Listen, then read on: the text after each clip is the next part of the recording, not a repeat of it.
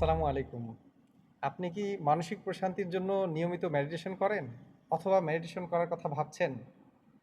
কিন্তু এই মেডিটেশনের সাথে যদি আমরা আল্লাহ পাকের জিকিরকে যুক্ত করি, তাহলে আপনার আমার মানসিক প্রশান্তি তো অনেক উচ্চতর পর্যায়ে পৌঁছাবেই, সাথে এক পরম আধ্যাত্মিক উচ্চতায়ও পৌঁছানো সম্ভব হবে। সাধারণত মেডিটেশনে আমরা শুধু শ্বাস-প্রশ্বাসে মনোযোগ দেই, মনকে স্থির করি।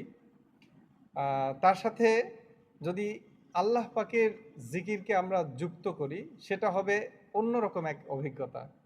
আর সেই অভিজ্ঞতা নিতে যেটা আপনার আমার করতে হবে, সেটা হচ্ছে প্রথমে অজু করবেন।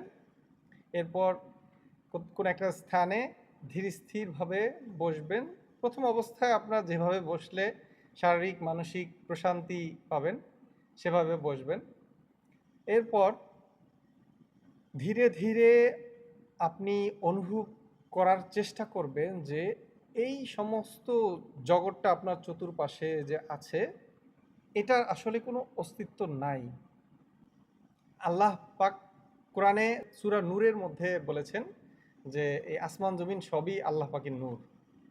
তো সেই ক্ষেত্রে আগে এই সব কিছুকে বিলীন করতে হবে। অর্থাৎ এই সব কিছুকে বিলীন করে আমি আল্লাহ পাকের নূরের জাতের মাঝখানে ডুবে আছি। এটা হচ্ছে ফানাফিলা।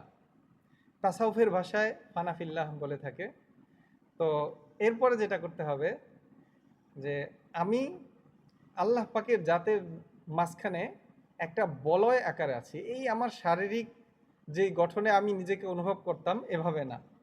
আমরা যদি সমুদ্রের মাঝখানে পড়ে যাই একবারে গভীরে, তখন আমি কি অনুভব করব যে আমার সর্বদিকে শুধু অথই পানি। ঠিক এমনিভাবেই আল্লাহ পাকের জাতের মাঝখানে আমি সর্বদিকেই শুধু আল্লাহ পাকের অসীম নূর আমি অনুভব করছি। আর আমি হচ্ছে একটা নূরের বলয়, তার জাতের মাঝখানেই ডুবে আছি। এই ফানাফিল্লায় আসতে হবে। এরপর যেটা করতে হবে সেটা হচ্ছে নাভিতে একটু লাইট চাপ দিবেন। এরপরে ধীরে ধীরে নিঃশ্বাস নিতে থাকবেন। নিতে নিতে নিতে নিতে একটা পর্যায়ে দম বন্ধ করে দিয়ে চেষ্টা করবেন 1 মিনিট।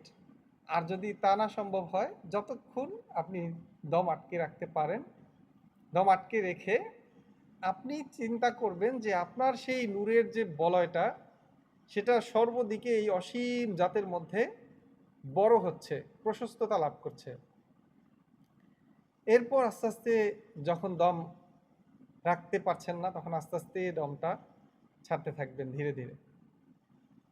আর চোখ বন্ধ করে হোক বা আপনার কনসেন্ট্রেশন যদি ওই বিষয়বস্তুর উপরে নিয়ে রাখতে পারেন, অর্থাৎ সর্বদিকে নূরের বলয়টাকে আপনি বড় করছেন, তো এভাবে যদি আপনি ধ্যানের প্র্যাকটিসটা করেন, এই যে দমের একটা চর্চার কথা বললাম, এই দম বন্ধ করে যে নাভিতে লাইটলি চাপ দিয়ে নিঃশ্বাস লম্বা করে নিয়ে এরপরে এই যে অন্তরের বা কলবকে বড় করা, অর্থাৎ আমি আমার ওই নূরের বলয় যেটা আমি নিজেকে অনুভব করছি সেটা বড় করা, এটা হচ্ছে জিকিরের একটা সমন্বয় মেডিটেশনের সাথে।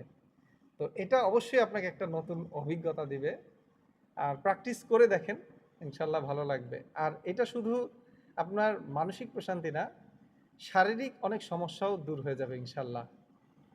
আর এই যে জিকিরের প্র্যাকটিসটা, এর মধ্যে হাদিস অনুযায়ী আপনি যুক্ত করতে পারেন যে প্রথম আসমান, দ্বিতীয় আসমান, তৃতীয় আসমান, এভাবে একটার পর একটা স্টেপ বাই স্টেপ যে আসমানগুলোর বর্ণনা আছে, 500 বছর রাস্তা, এগুলো কিন্তু আসলে আমরা সমতল মনে করি।